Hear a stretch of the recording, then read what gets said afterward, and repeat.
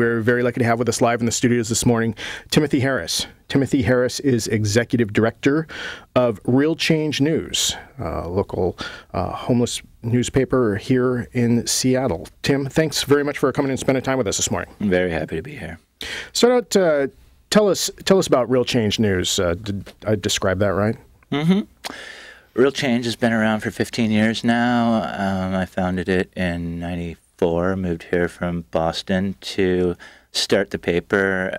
Started a paper previous to that in Boston in '92 called Spare Change, which was the same sort of a paper, but organized so that homeless people were putting the entire thing out and running it. And I moved here to start another paper on a sort of a more stable model.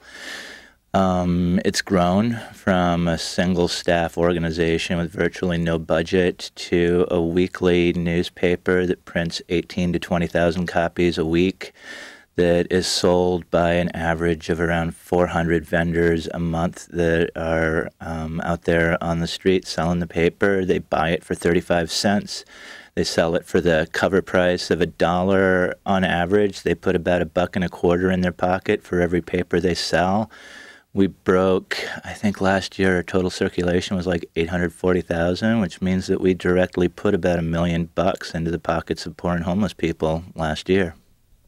And then we're an organizing project as well, which is really kind of the heart and soul of what we do. We're not just about putting people to work and creating opportunity. We're about creating structural change by using the newspaper as a medium for organizing and involving poor and homeless people in the fight. So talk about that more, the organizing structure and how Real Change vendors are getting more than just money out of it. Yeah. Well, I mean, that was a big piece of the inspiration for starting the paper was, how to resolve the contradiction of fighting for social change being something that involves a real long timeline and horizon and is an uncertain prospect. And reconciling that with the value of poor and homeless people needing to be involved, directly in the fight and being part of that change, and also having very immediate, dire needs to be met. And the problem of how do you meet those immediate needs while involving them in the long-range struggle for social change. And the street newspaper was a really great way to kind of pull that contradiction together and make it work. And it also, reaches a broad audience, so it's kind of a bridge between the haves and the have-nots. Our reader demographic is actually, largely people that are over 45, educated liberals. It's a fairly affluent demographic. It's a very educated demographic. It's people who are sympathetic, but, not necessarily connected personally to the struggles of poor people. And it's a really great way of kind of bridging constituencies across class and bringing folks into mutual action. And that's really the core principle of our organizing project is, operating in a relationship-based way that leverages what's, really our greatest asset is the paper, those relationships that get built on the street between vendors and readers. And doing that work, that organizing in a cross-class way that involves people, across class and builds relationships around that.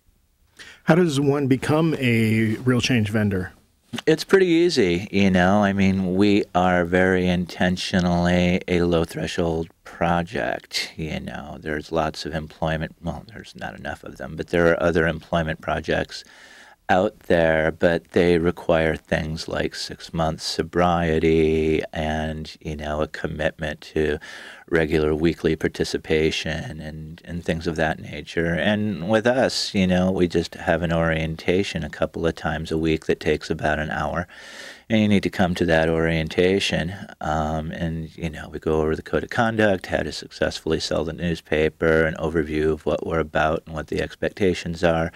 And at the end of it, they get their first 10 papers for free. They get their vendor badge, and they are a vendor. They're out on the street selling the paper. They sell their first 10 papers. They got $10 in their pocket. They can come back and put $3.50 of that into 10 more papers, and they're off to the races. So, we're really about offering opportunity to people who otherwise would often have none. And then how is content within the paper selected? Mm-hmm. We look at ourselves as we define ourselves as being a broadly progressive community newspaper, and we're really quite clear on that we're not, the homelessness newspaper. We certainly cover issues around homelessness, poverty, class, inequality. I mean, those are core interests, but we write very broadly. We have high values in terms of the quality of our journalism. We have a paid staff that has 3 reporters, a broad range of volunteers that have a lot of reporting experience. It's a real quality newspaper, and that very much surprises people because they expect something different a lot of the time. They expect, we actually did a focus group about 5 years ago, and our core learning from that is that we have this sort of built-in branding problem. People assume homeless newspaper equals produced by and for homeless people equals piece of crap that the only reason I would buy it is out of charity, so I give the person $1 and then I throw it on the car floor and ignore it because it's basically for recycling. And it really took us quite a bit of effort to intentionally address that and start to turn it around. And it's a perception that we'll always be wrestling with, but that we'll always be countering at the same time. Yeah, I've often been pleasantly surprised but how often stories and or interviews people you have in the paper are people that have, for instance, also been on this show. Yeah. Get to see a much more in-depth interview in your paper. Well, I mean, that's one of the great things about being in Seattle is we're one of those crossroads cities where a lot of really interesting people come through. And, we're a paper that's developed a reputation. And, one of the real strong points of the paper is the centerfold interview and, the people that we've had in that. We've been very, very fortunate there. So you've been doing this for a long time, both here in Seattle and elsewhere. Talk about what you see as critical issues that we're facing right now that aren't being addressed in the corporate media. Well, I mean, when you think about homelessness is so vastly misunderstood, and that's not accidental. There is the typical framing of homelessness is that this is a social services issue that is all about screwed up people, screwed up individuals who are failing because of poor life choices, and really steers folks away from understanding that homelessness is a policy choice, that it's the direct product of a deeply and badly broken system of 30 plus years of increasing inequality and what that means in terms of policy choices and decisions, and homelessness fundamentally being about surplus people in a post-global age and an increasing trend toward writing off surplus people and throwing them to the wolves and pretending that we are meaningfully addressing this problem through a bunch of feel-good strategies that ultimately don't amount to much in terms of structural change.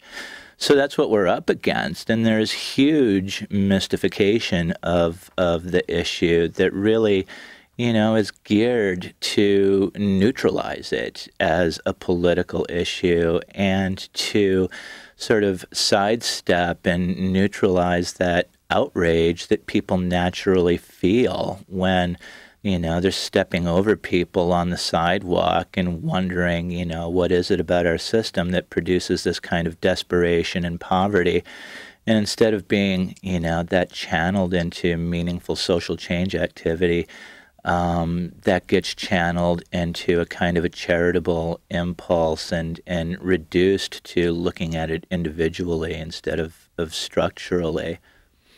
So go into more about how our society neutralizes people's impulse to try and address this. Well, I mean, the primary example is the 10-year plan to end homelessness, which is the paradigm. Across the United States, there are more than 800 cities that have adopted 10-year plans to end homelessness. This came out of the Bush administration. I teach a class on homelessness, and one of the things that I say to my students is, and I kind of open up the class with this and sort of set the tone for it. I say, think of this as a Zen koan. Why would, President Bush, perhaps the most hostile president to the interests of homeless people and poor people since Hoover, why would this president declare himself to be the president that is going to end homelessness and establish, the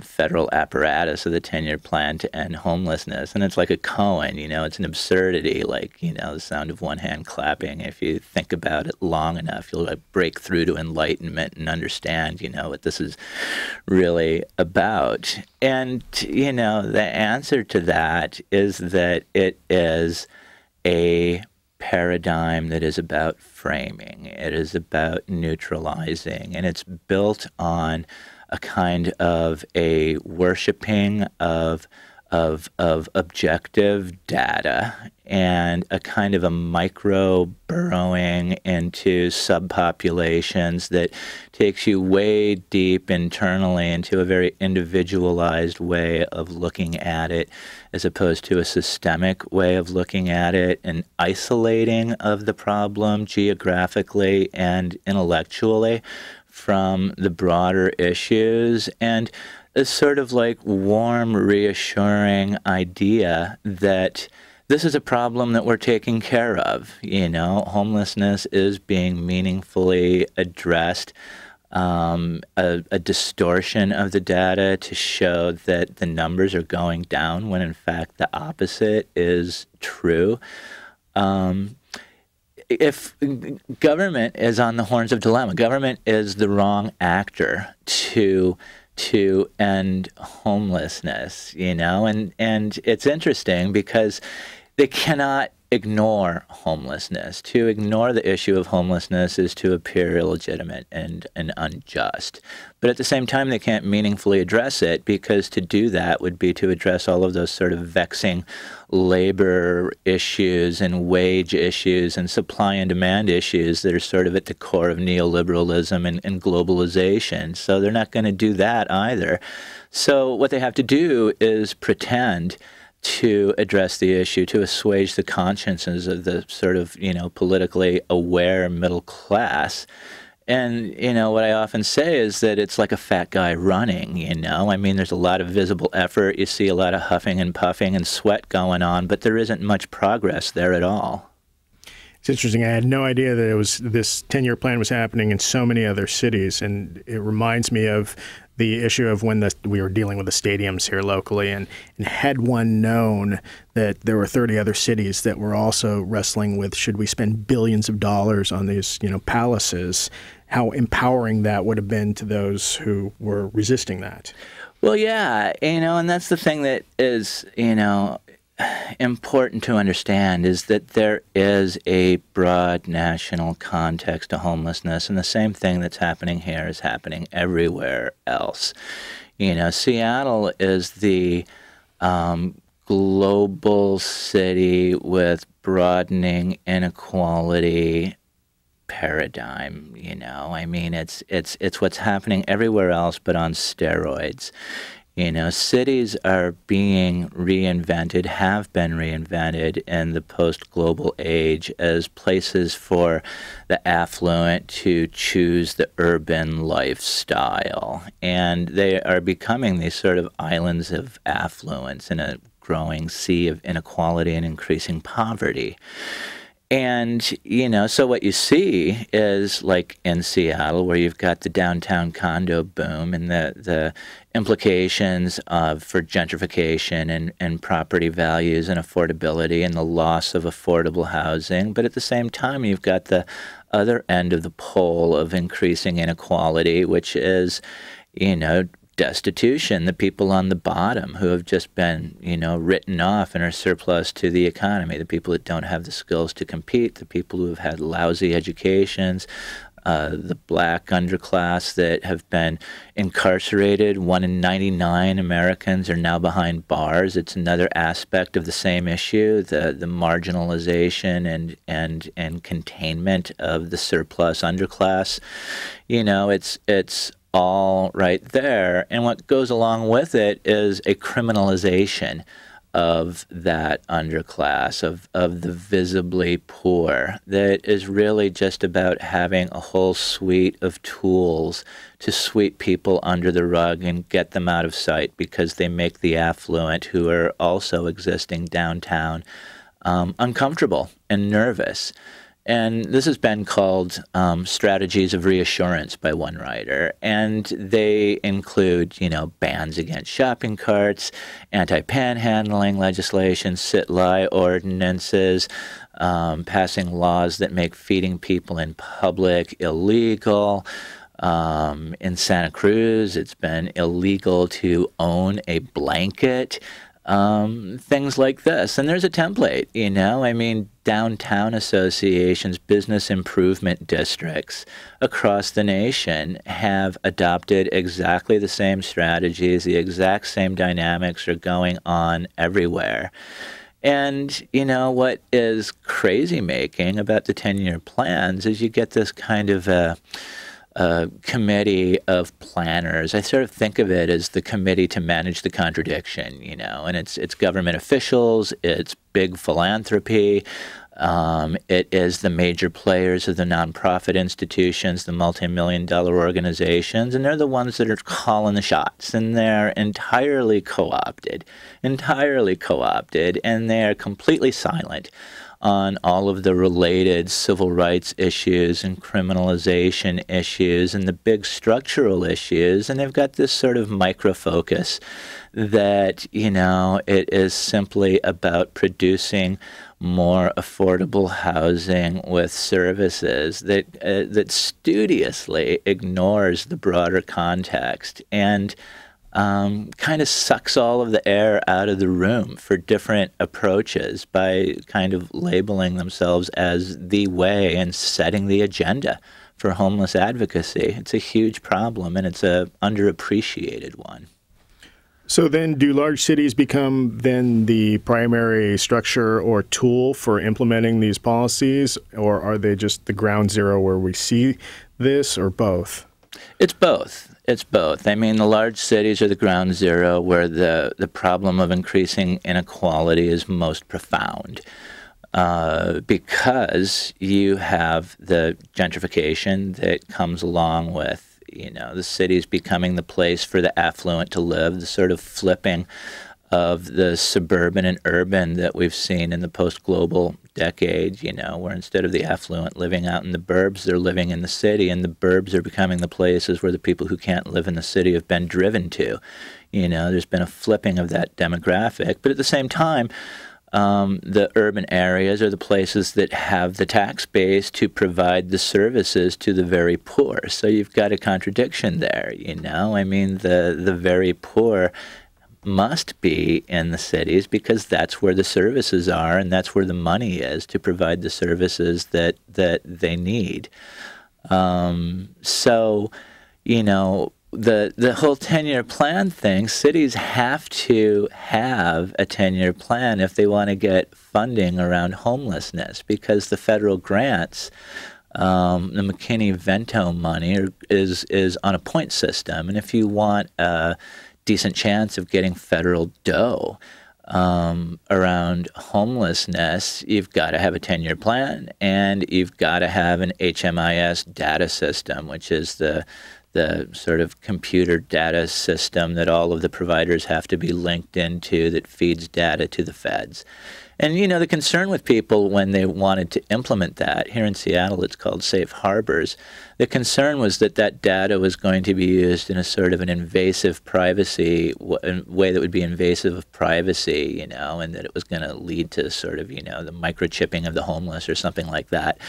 And that hasn't been a problem at all. What it has done, however, is been a way to set the agenda for service providers and control the sort of paradigm and priorities for service provision around really targeting chronically homeless people or the visibly poor, the visible homeless, the ones who make downtown dwellers most uncomfortable, really targeting the resources there.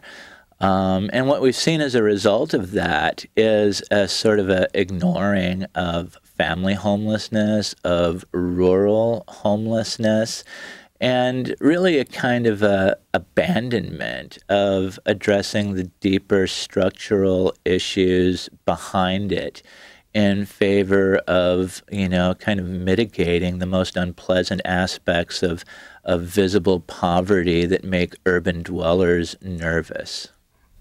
So where do you see is the critical place to break or shatter that paradigm that's currently being implemented? I think that there are several places. One is to question the notion of who's calling the shots in this movement around homelessness.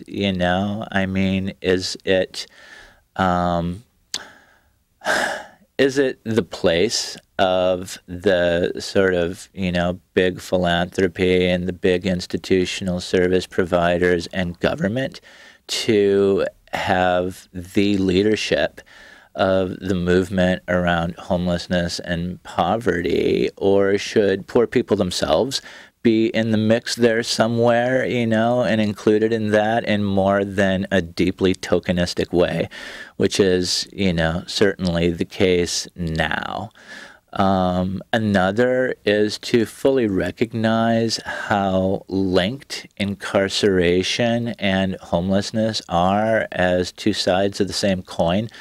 The sort of end product of globalization and the creation of a surplus class of people and the need to contain that surplus class, by marginalizing them geographically into, the outer areas and the sort of invisible poverty zones and the shelters, or to incarcerate them. You can look at the explosion of the prison industrial complex and institutional sheltering as an answer to homelessness over the last 3 decades, and it's exactly the same line. It's exactly the same sort of hockey stick on a graph.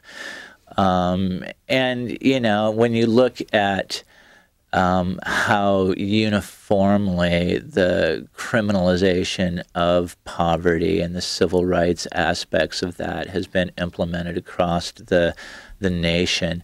It's a the civil rights field is a very, very clear and urgent place for people to assert themselves. And the other thing, I believe, is to really step back and see this as a multi-issue fight. As long as homeless advocates and people who care about homelessness are fixated on homelessness alone, we will never win. We will be isolated and spinning our wheels in a sort of a single issue ghetto. This is connected to needing to break the stranglehold of the military economy. It's connected to fair taxation. It is connected to ending inequality. It is connected to the deep hold of institutional racism and the failure of the civil rights movement to address class as a dynamic in that issue. All of these issues are deeply related, and we can only win when we start doing cross-class, multiracial multi-issue movement building around the core issue of rising inequality.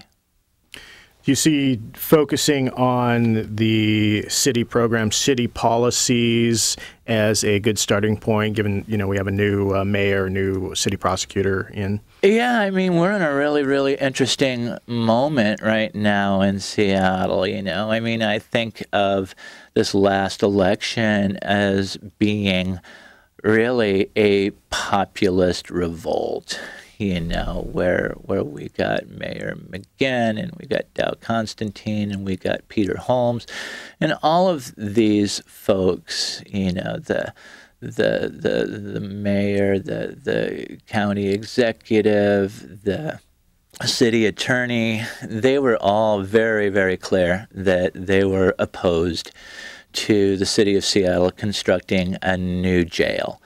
Which was something that the last mayoral administration was deeply, deeply invested in. They just really sort of staked their flag on that ground. So, the new jail ought to be dead on arrival, but I believe that unless people continue to organize that around that and make sure it happens, that we could still see a new jail in this city, and we shouldn't take that for granted. And that while all of these folks would, like to see the new jail in Seattle go away unless there continues to be a grassroots push around that, that's going to be something that's going to rise from the dead and keep coming back to haunt us. Tim Burgess was going to push his anti-panhandling legislation. He's actually been really aggressively pursuing a sort of a round of strategies that come out of the Downtown Seattle Association. He has put a bunch of, last session, nobody paid any attention to this really, he put a lot of unhelpful regulation that was aimed at the poverty hotels out on the Aurora Strip. I think that there are things that need to be done about that racket, but, what he has done has been punitive and unhelpful there and does more to eliminate a desperately needed source of housing for poor people than to regulate it in a way that would promote fairness in that area. He is, coming up with a round of new anti-panhandling legislation that is really just a sort of a bone for the Downtown Seattle Association to mitigate the panic that they're feeling around 20 to 25% downtown office vacancy rates, and the collapse of the condo boom gold rush and the desperation that developers are feeling about the prospects of the downtown. And whenever you see that dynamic in the history of Seattle, what you get is this fear that is projected at the homeless, where they are seen as the problem, as opposed to, the greed of the marketplace and the boom bust cycles of capitalism and, the sort of, dicey aspects of speculative capitalism and the risks that you run there. Instead, they attack poor people and say that they're driving folks out of the downtown and are somehow responsible for downtown office vacancy rates, and so therefore we need to pass more laws against them.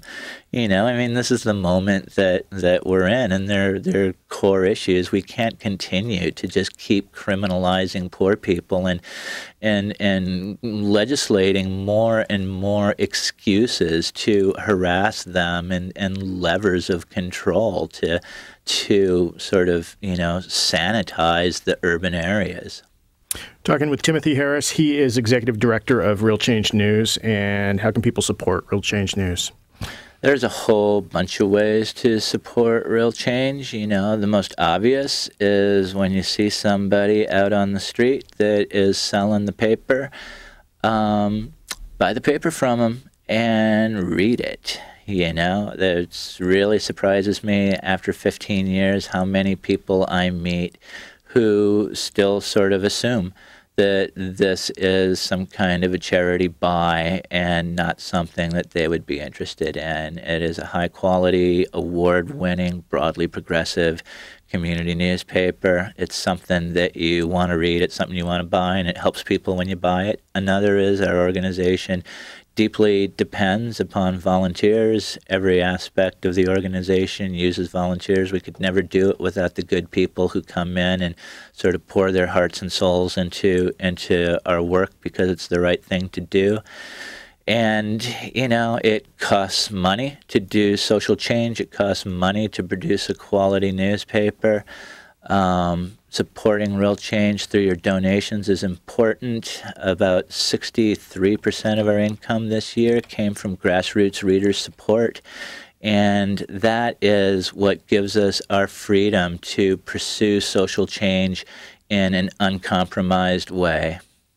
All right. Well, with that, we're unfortunately out of time. I want to thank you very much for coming in and spending time with us this morning. My pleasure. Thank you so much.